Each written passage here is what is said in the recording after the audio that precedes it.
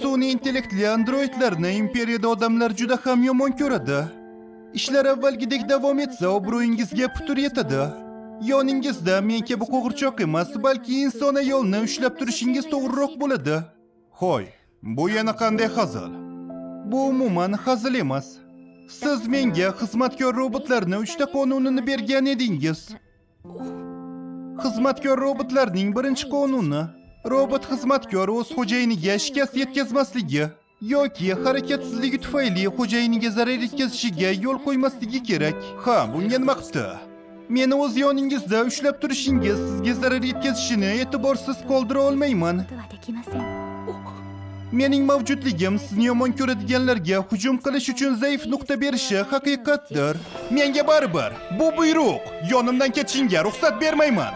Xizmatkor robotlarni 3 ta qonunning 2-qonuni: xizmatkor robot xo'jayinning buyrug'iga bo'ysunish kerak. Amaki, men aytganimni qilasan. Men sizni buyruqlaringizni bajaraman. Biroq bunday buyruqlar 1-qonunga zid bo'lsa, menimcha bu to'g'ri kelmaydi. Agar bu sizni xavf ostiga qo'ysa, men bu buyruqni qabul qila olmayman, xo'jayin.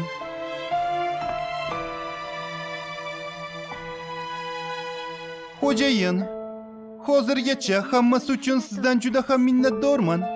Boshqalar qo'g'irchoqlarni juda ham yomon ko'rgan bir vaqtda siz menga xuddi odamlardek munosabatda bo'lganingizni hech qachon unutmayman. Buning o'zi meni juda ham xursand qildi. Aynan shu narsa sababli men o'zimni juda baxtli his qildim.